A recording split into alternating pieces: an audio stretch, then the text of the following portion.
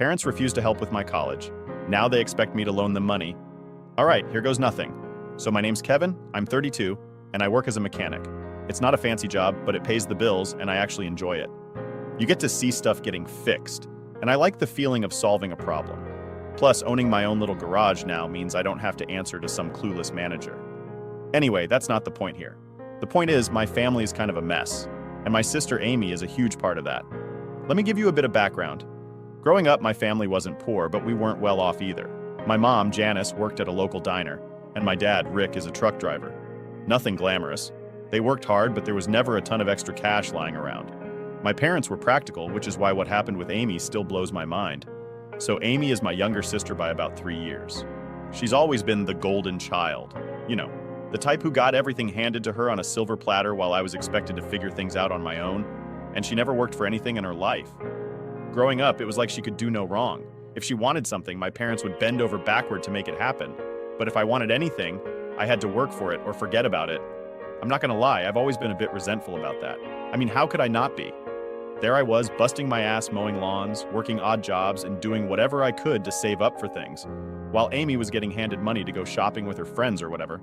My parents acted like it was no big deal, but trust me, it got under my skin. Anyway, fast forward a bit to when I was about 27. I'd finally saved up enough to buy my first house. Nothing fancy, just a little 2-bedroom fixer-upper on the edge of town. It wasn't in the best neighborhood, but it was mine, you know? I spent months fixing it up. Paint, new floors, redoing the kitchen, the whole thing. I was proud of it. I mean, it was the first time in my life I really felt like I'd accomplished something big on my own. So naturally, I decided to host Thanksgiving that year. I figured it'd be a good way to show off my hard work to my family. So I invited my parents, and even though I knew it'd be a pain, I invited Amy too. She'd been dating this real estate guy, John, for about a year at that point. This guy was loaded, or at least that's what Amy kept bragging about. Fancy car, nice clothes, living in some luxury condo downtown. Whatever. I didn't care about his money, good for him, I guess. But what I didn't expect was how Amy and John were gonna act at Thanksgiving. The day comes, and I've been cooking all day, cleaning the house, making sure everything's perfect. My parents show up, and everything's going smoothly. We're talking, catching up, eating appetizers, you know, normal stuff. Then Amy and John roll up. Now, right off the bat, Amy comes in with this attitude like she's better than everyone else.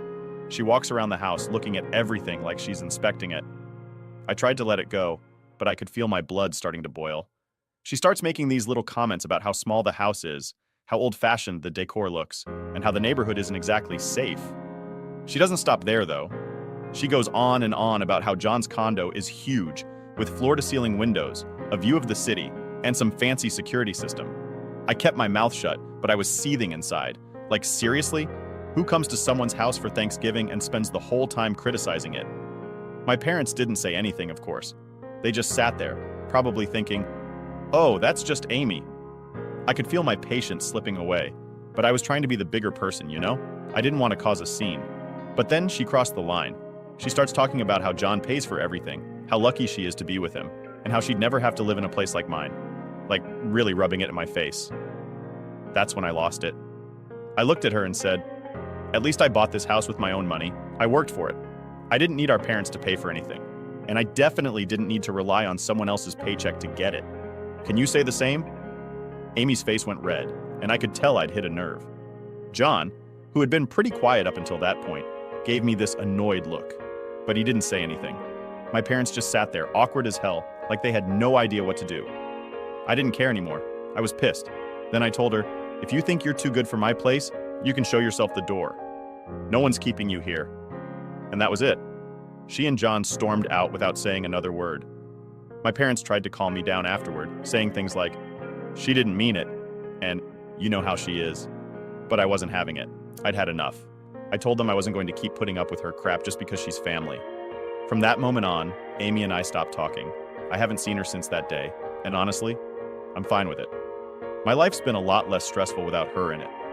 My parents, though, they've never stopped trying to get us to make up. Every once in a while, they'll bring her up saying stuff like, family's family, or you two should let bygones be bygones. But I'm not interested.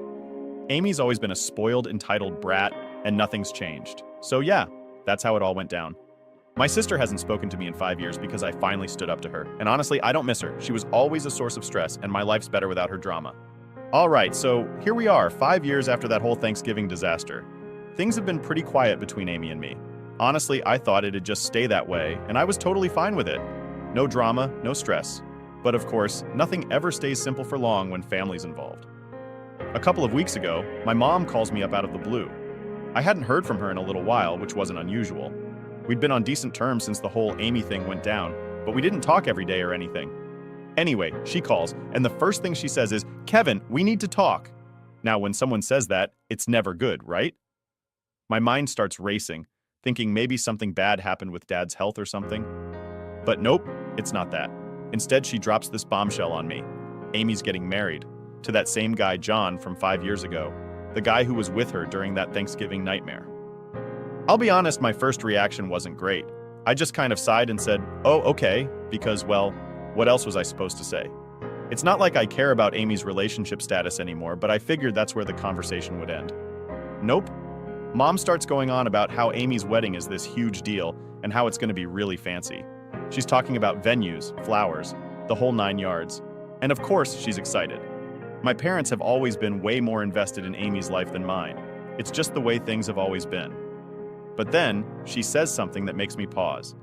"We've promised Amy that we'll cover the cost of the venue and decorations," Mom says. "But Kevin, we're gonna need a little help." I had to do a double take at that. "Wait, what? You need help with what?" I ask, feeling a little confused. "We need you to help us cover the costs," she says, as if this is just a normal thing to ask. I'm not gonna lie, I was floored. I didn't even know what to say at first. My parents wanted me to give them money for Amy's wedding, the same Amy I haven't spoken to in 5 years. The same Amy who made my life miserable for most of our childhood. The same Amy who walked out of my house without so much as an apology that Thanksgiving. It felt like I was living in some alternate reality where none of that mattered. I mean, come on. They seriously expected me to help pay for her wedding? I took a deep breath, trying to stay calm. "Mom, why would you even think I'd want to do that?" I asked, keeping my voice steady, even though I was already starting to get worked up. Mom seemed genuinely surprised. "Kevin, it's your sister. Family helps family." That's when I snapped. I told her exactly what I thought. Family helps family? Really? Where was that energy when I needed help paying for trade school? You guys didn't lift a finger back then? But now you want me to hand over money for Amy's wedding? The same Amy I don't even speak to? Mom got real quiet after that, probably because she didn't have a good answer. I didn't stop there, though. I reminded her about all the times Amy got whatever she wanted while I had to fend for myself. How they let her walk all over me for years. And now they're asking me for money like none of that ever happened. After a minute, Mom finally said, "It's different, Kevin. We didn't have the money back then." I just laughed, not because it was funny, but because of how ridiculous it sounded. "And you think I have money to just throw at Amy's wedding now?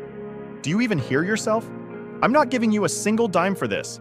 If you can't afford it, you shouldn't have promised it." Mom got defensive after that, saying they didn't want Amy to feel like they couldn't support her, especially in front of John's wealthy family. Apparently, they've been trying to keep up with his parents, who are loaded and throwing money at the wedding left and right. My parents wanted to contribute so they didn't look like they were falling behind. It was all just so shallow. I mean, who cares if John's family has more money? It doesn't change the fact that Amy's spoiled and entitled. But my parents were so wrapped up in this image they wanted to present that they were willing to beg me for money just to keep up appearances. I told Mom I wasn't going to help, that it wasn't my responsibility, and I didn't even care about the wedding. She tried to guilt trip me, saying how this was a once-in-a-lifetime event, and how it would mean a lot to the family if I pitched in. But I wasn't budging. I told her straight up that she needed to figure this out without me. She sounded disappointed, but I wasn't backing down. We ended the call on a pretty awkward note, with her telling me she'd talk to Dad and figure out another way. The whole thing just left me feeling drained. I couldn't believe the nerve they had to even ask me for money after all these years, especially for Amy, of all people. It just brought back all the resentment I thought I'd buried after that Thanksgiving fight. The way my parents have always bent over backward for Amy, while I've had to figure everything out on my own. It's like nothing's changed. Over the next few days, I tried to forget about it, but it kept eating at me. Part of me wondered if I'd overreacted. I mean, it was my parents asking for help, and I've always been the kind of person who tries to do right by them, even when they frustrate me. But this felt different. It felt like they were crossing a line. I was still stewing over the whole thing when my dad called me a week later. Now my dad doesn't usually call unless it's something important, so I picked up right away. He cut straight to the point. Your mom told me you won't help with Amy's wedding, he said. No hello, no small talk, just straight into it. Yeah, that's right, I said, feeling my stomach tighten. I could already tell this conversation wasn't going to go well. Dad let out a long sigh. Kevin, we really need you to help us out here. We've already committed to paying for part of it, and now we're stuck. If we don't come through, it's going to look bad. There it was again, this obsession with how things looked. It wasn't even about Amy anymore. It was about saving face in front of John's family. I could feel the anger bubbling up again. Look, Dad, I said, trying to stay calm. I'm not responsible for the promises you made. If you can't afford it, then you shouldn't have offered to pay. I'm not going to bail you out. Dad didn't like that. He started going on about how families should stick together and how they've always done their best for us. But the more he talked, the more I realized something. They weren't asking for my help because they needed it. They were asking because they expected it, like it was my duty to clean up their mess. So I cut him off. I'm sorry, Dad, but I'm not doing it. You'll have to figure something else out. And that was it. The conversation ended on a sour note, just like the one with my mom. They weren't happy with me, but for once I didn't feel guilty. I'd spent my whole life trying to keep the peace, but this time I wasn't going to let them push me around. All right, so after that conversation with my dad, I thought things would settle down. I'd made my stance pretty clear, and I figured they'd just leave it alone. I mean, what else could they do, right? But of course, that's not how my family works. It never is. A few days later, I get this message from my cousin Mark. Now, Mark's one of the few relatives I actually get along with. He's not into the whole drama thing, and we've always been on good terms. So when he texts me saying, "Hey, can we talk?" I figured it was something casual, maybe just catching up or whatever, but when we got on the phone, it was pretty clear that wasn't the case. "Kev, man, what's going on with your folks?" he asked, not even bothering with the usual small talk. "What do you mean?" I replied, already feeling a knot form in my stomach. I had a feeling I knew where this was headed, but I wasn't about to jump to conclusions. Mark sighed. "I just talked to your mom and she was like, really upset. She said something about how you refused to help with Amy's wedding, and now the whole family's talking about it." And there it was, the thing I'd been dreading. I didn't think my parents would actually start spreading this around to the rest of the family, but I guess I shouldn't have been surprised. They'd done it before, especially when they wanted to paint themselves as the victims. This was just their style. Go around telling everyone their version of the story, leaving out all the important details that might make people see things differently. I tried to stay calm as I explained the situation to Mark. Yeah, they asked me to help pay for the wedding, and I told them no. I mean, I don't even talk to Amy, so why would I shell out money for her big day? It doesn't make sense. Mark listened quietly, and when I finished, he just said, "Man, I get it, I really do. But you know how your parents are. They're making it sound like you're the one causing problems, and now the whole family's talking about it. It's getting kind of messy." That's when it hit me. This wasn't just about my parents and me anymore. They dragged the entire family into this, and now I was being painted as the bad guy. I could feel the frustration bubbling up, but I didn't want to take it out on Mark. He wasn't the one stirring the pot, he was just giving me a heads up. "Great," I muttered, rubbing my temples. "So now everyone thinks I'm some selfish jerk, huh?" Mark hesitated for a second before answering. "Well, yeah, kinda. But it's not like people know the whole story, Kev. They're only hearing what your folks are saying. And you know how they like to spin things." I laughed bitterly. "Yeah, I know exactly how they like to spin things." After I got off the phone with Mark, I was pissed. I mean, it's one thing to have a disagreement with your parents, but to have them go around telling everyone in the family, twisting the story to make you look bad, that's a whole new level of low. I wasn't about to sit back and let them trash my name without setting the record straight. So I did something I wasn't sure I'd regret or not. I sent out a group text to the family. You know, the kind of message you think twice about before hitting send but still do it anyway because you're just that fed up. Yeah, that kind. It wasn't anything crazy, but I laid out the situation as clearly as I could. "Hey, just wanted to clear some things up since I've heard a lot of talk going around. Yes, Mom and Dad asked me to help pay for Amy's wedding. No, I'm not helping. I haven't spoken to Amy in years, and it doesn't make sense for me to pay for something I'm not involved in. I didn't start this drama, but I'm not going to be guilt-tripped into doing something I'm not comfortable with. Thanks." Short, to the point, and hopefully enough to stop people from assuming the worst about me. I didn't expect anyone to respond, honestly. I just wanted to get my side out there before the gossip got any worse. But of course, things didn't exactly go the way I planned. Within minutes, my phone started blowing up. I got a text from my aunt, a call from my grandma, and even a message from some cousin I hadn't spoken to in years. Most of them were polite enough, asking if everything was okay or offering their support, which felt more like thinly veiled nosiness. But then there were the not-so-nice ones. My Uncle Gary, who's always been way too invested in family business, sent me this long-winded text about how family comes first and how I was being petty by holding on to old grudges. He went on about how Mom and Dad were only trying to do right by Amy and how I should help out for the sake of the family. It was infuriating, but I decided not to respond. Engaging with people like Gary would only make things worse. Then my mom called. I could hear it in her voice. She was pissed. "Kevin, what the hell is going on? Why are you sending messages to the whole family?" "Because, Mom, you've been going around telling everyone I'm refusing to help and making me look bad. I'm just clearing the air," I said, trying to keep my cool. "I didn't say anything that wasn't true," she snapped back. "You are refusing to help, and now everyone's upset because they don't understand why you're being so selfish." "Selfish? You've got to be kidding me, Mom. I'm not paying for a wedding I'm not even involved in. That's not selfish, that's just common sense," I shot back. Mom huffed into the phone. "You don't understand, Kevin. We're trying to make sure Amy has the wedding she deserves, and now everyone thinks we can't handle it." "That's not my problem, Mom. You're the ones who promised her all this stuff.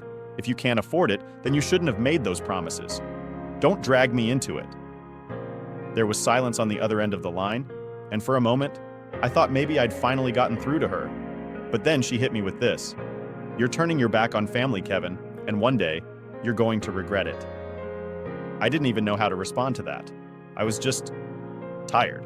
Tired of the guilt trips, tired of the manipulation, tired of always being the one expected to clean up everyone else's mess. So I just said, "I'm sorry you feel that way, Mom," and hung up. For the rest of the night, I just sat there staring at my phone as the notifications kept rolling in. I wasn't about to engage in more back and forth with my family, but I couldn't help but feel angry about how everything had blown up. All because I didn't want to fork over money for a wedding I wasn't even a part of. By the time I went to bed, I realized something. This whole situation wasn't just about money. It wasn't about the wedding, or Amy, or even my parents, really. It was about control. My family had always expected me to fall in line, to play along, to be the good son who never rocked the boat. And this time, I didn't. And maybe that's why they were so mad. Not because I wouldn't pay for the wedding, but because I finally said no. After that whole mess with the family texts and the phone call from my mom, I thought things would die down. I had made my point, and I didn't really care if people were upset with me anymore.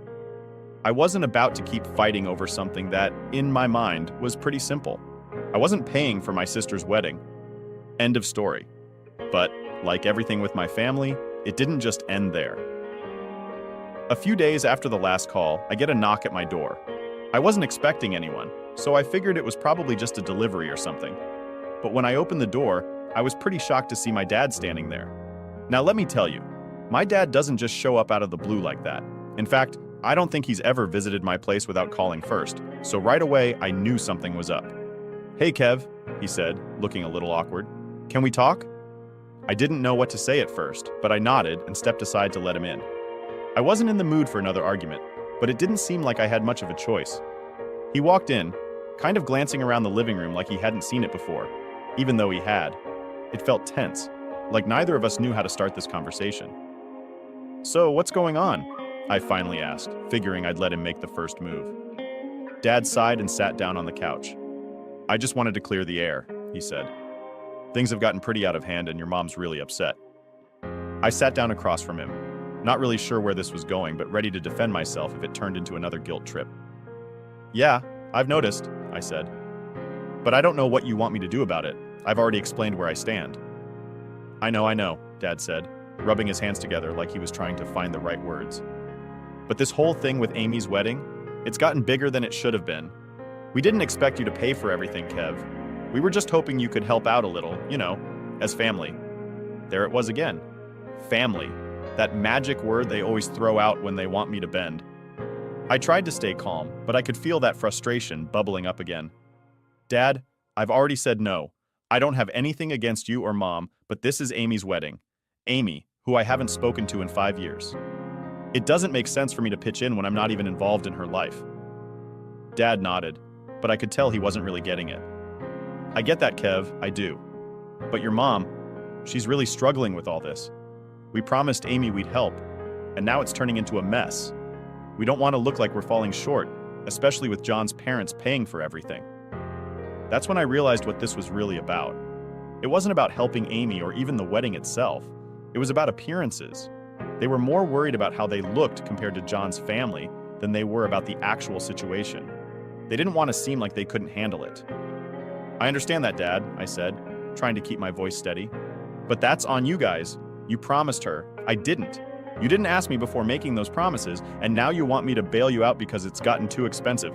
I'm sorry, but that's not my problem. Dad leaned back, running a hand over his face.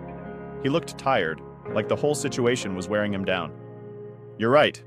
We probably bit off more than we could chew, he admitted, but we didn't want Amy to feel like we weren't supporting her. I let out a breath, trying to be patient. And I get that. I really do. But you guys have always supported Amy. You've done more for her than you ever did for me. And I'm not saying that to be bitter, but it's the truth. So now, when you come to me, expecting me to help with something I'm not even involved in, it just feels wrong. Dad was quiet for a minute, and for the first time, it seemed like he might actually be listening. I guess we didn't see it that way, he said slowly. We just thought, well, maybe if you helped, it would start to mend things between you and Amy. I almost laughed at that. Mend things between Amy and me? As if throwing money at her wedding was going to magically fix 5 years of silence and resentment. Dad, money's not going to fix that, I said. Amy and I have our issues, and they go way deeper than this wedding. You can't just slap a Band-Aid on it with a check. He sighed again, nodding like he understood, but still not really getting it. I guess you're right, he said, sounding defeated. I just don't know how to make all this better. Your mom's really upset, and it's making everything harder. That was the thing about my dad. He wasn't a bad guy, but he always tried to fix everything for everyone, even when it wasn't his responsibility.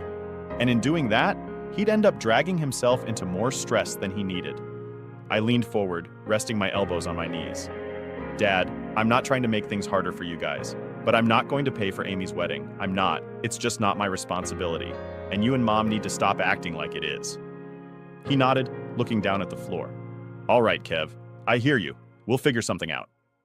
For the first time in this whole mess, it seemed like maybe, just maybe, he was starting to accept that I wasn't going to cave, that I wasn't going to swoop in and save the day with my wallet. It felt good to finally stand my ground and have him at least acknowledge it, even if I knew my mom wasn't going to be as easy to convince. Dad stayed for a little while longer, and we talked about other stuff, work, life, anything that wasn't wedding related. It was nice to just have a normal conversation with him, something we didn't do often enough. But eventually he had to leave, and as he stood up to go, he gave me this look like he wanted to say more but didn't know how. Take care of yourself, Kev, he said, giving me a pat on the shoulder before heading out the door. You too, Dad, I replied, watching him walk down the steps. As I closed the door behind him, I felt this weird mix of relief and frustration. I was glad we'd talked, but I knew this wasn't the end of it. My mom was still fuming, Amy was still getting married, and the family drama wasn't going to disappear overnight. But at least for now, I'd said my piece. I wasn't backing down. And honestly, that felt pretty damn good. All right, so after that talk with my dad, I thought for a second that maybe things would finally settle down. He seemed to understand where I was coming from, or at least he was willing to leave it alone for a bit. But I should have known better. When it comes to my family, things are never that simple. A few days passed and things were quiet, too quiet. No calls, no texts, nothing. At first it was kind of a relief. I thought maybe they were finally backing off, giving me some space to breathe. But then, the silence started to feel off. You know that feeling when you just know something's brewing, but you don't know what? Yeah, that. And of course I was right. One evening, I'm sitting at home after work, just relaxing, when my phone buzzes. It's a text from my Aunt Janet. Now, Aunt Janet is one of those relatives who's always involved in everyone's business. She's never really picked sides before, but she loves to stir the pot and act like she's the mediator in the family. So when I saw her name pop up, I already knew this wasn't going to be good. Her message said something like, "Hey Kevin, I've been hearing a lot about what's going on with the family. I think we should talk." I sighed, debating whether or not to even respond. But then I figured, what the hell, I might as well hear her out. Maybe she had some perspective I hadn't considered. Spoiler alert, she didn't. I called her, and right from the start it was clear where this conversation was headed. "Kevin, honey, I just want to understand why you're being so stubborn about this whole wedding thing," she said. her voice dripping with that fake sweetness she always uses when she's about to lay into someone. I mean, it's your sister's wedding. Don't you think you could just help out a little? For the sake of the family? There it was again. That same phrase. For the sake of the family.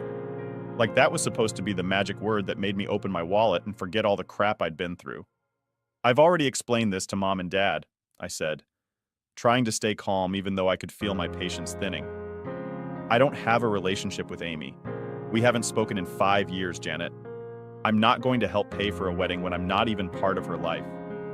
Aunt Janet sighed like she was talking to a toddler who just couldn't understand simple logic. But Kevin, family is family. You don't have to be best friends with Amy to do something nice for her. Weddings are a big deal. It's one of those events where everyone comes together. It could be a chance for you two to reconnect. I almost laughed at that. Reconnect? After 5 years of nothing? And I was supposed to do that by throwing money at her wedding? It sounded ridiculous. I'm sorry, but that's not going to happen, I said, keeping my voice steady. Amy and I aren't going to magically fix things just because I help pay for her wedding. It doesn't work like that, and I'm not going to pretend like everything's fine between us when it's not. Janet was quiet for a moment, and I thought maybe, just maybe, she was starting to get it. But then she hit me with, "You're being really selfish, Kevin." That word, selfish. I'd heard it so many times over the last few weeks, and every time I heard it, it made my blood boil. Selfish? For not wanting to be dragged into a situation that had nothing to do with me? For standing up for myself after years of being overlooked and ignored? How am I being selfish? I asked, my voice sharper now. I've done nothing but try to keep the peace in this family for years. I've stayed quiet, I've stayed out of the drama, and now when I finally say no to something, I'm the selfish one? Aunt Janet clicked her tongue, clearly not impressed with my little rant.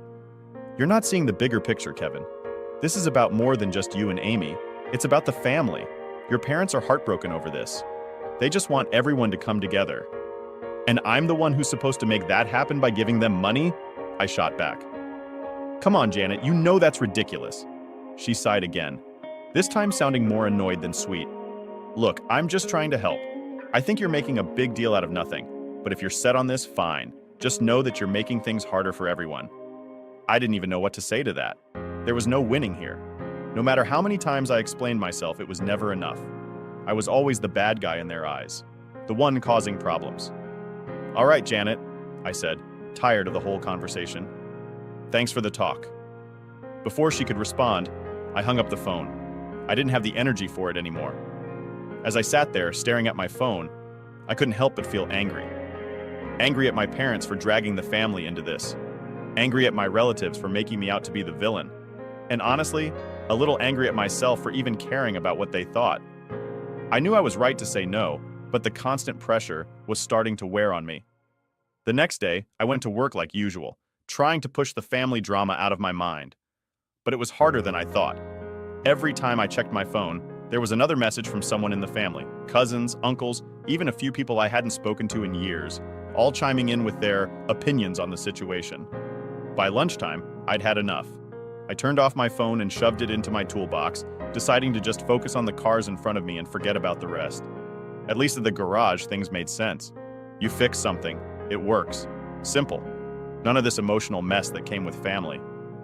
When I got home that night, I hesitated before turning my phone back on. Part of me didn't even want to deal with whatever new messages had come through.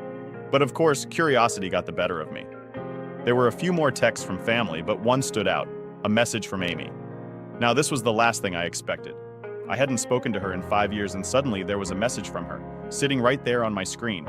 I didn't know whether to open it or ignore it. Part of me thought it might just be another guilt trip, or maybe even worse, some kind of demand for money directly from her. But after a minute of staring at the notification, I decided to open it. Her message was short, too short for how long we hadn't spoken. Can we talk? That's all it said. No apology, no explanation, just those 3 words. I didn't know what to make of it. On one hand, I was curious. On the other, I was wary. Why now, after all this time, was she reaching out? Was it because of the wedding? Because I'd refused to pay? Or was it something else entirely? I sat there, staring at the screen, my finger hovering over the keyboard as I tried to figure out what to say. Part of me wanted to ignore it, to avoid whatever new drama this was about to stir up. But another part of me, maybe the part that still cared, even just a little, wanted to hear her out. After a long pause, I typed a reply. Sure. And just like that, the door I thought I'd closed for good creaked open a little bit. So, after I sent that sure text to Amy, I wasn't really sure what was going to happen next. I mean, it had been 5 years, and we hadn't exchanged a single word during all that time. Now, all of a sudden, she wants to talk? It felt off, like there had to be something more behind it. But I didn't know what to expect, and honestly, I wasn't sure if I wanted to. A couple of hours went by, and I started thinking maybe she wasn't actually going to respond. Maybe she just wanted to feel like she made an effort, or maybe she was waiting for me to make the next move. Either way, I was fine with the silence. But of course, just when I'd started to relax and move on with my evening, my phone buzzed again. It was Amy. She'd replied, "Can we meet up? I don't want to do this over text." I stared at the message for a while, not sure how to feel about it. Part of me was curious, sure. I mean, I'd been waiting for some kind of explanation for years. But at the same time, the other part of me was still holding on to all that frustration and anger. I didn't know if I was ready to meet her face to face, especially not with all the wedding stuff still hanging over our heads. But in the end, I figured if I didn't meet her now, I'd never get any real closure on this whole situation. So I sent back a quick reply. "All right, when and where?" We ended up agreeing to meet at this little coffee shop downtown the next afternoon. Nothing too fancy, just a quiet place where we could talk. As I walked in the next day, I could feel that familiar tension in my chest. I hadn't seen Amy in years, and I had no idea what this conversation was going to look like. She was already sitting at a table when I walked in, staring at her phone. She looked up when I approached, and for a second we just kind of awkwardly stared at each other. She looked different. Not in a bad way, just more grown up, I guess. It was weird seeing her after all this time. "Hey," she said quietly. "Hey," I replied, taking a seat across from her. The tension was thick, like neither of us knew where to start. After a long pause, she sighed. "Look, I know things between us have been bad. And I get why you're mad. I probably deserve it." That caught me off guard. I'd expected her to jump straight into wedding talk, maybe even ask for money directly. But here she was, admitting she'd screwed up. I didn't know what to say, so I just nodded, letting her continue. "I messed up a lot, I know that, and I'm not asking you to forget everything, but I just wanted to try to fix things, before it's too late." I leaned back in my chair, processing her words. Part of me wanted to be skeptical, to believe she was just saying this because she needed something from me. But another part of me saw how genuine she looked. Like maybe, just maybe, she really wanted to make things right. "I don't know, Amy," I said finally. "A lot's happened. You can't just undo all of that with an apology." She nodded, looking down at her hands. "I know, but I have to try." And for the first time in years, I realized that maybe this wasn't about the wedding. Maybe this was about something more.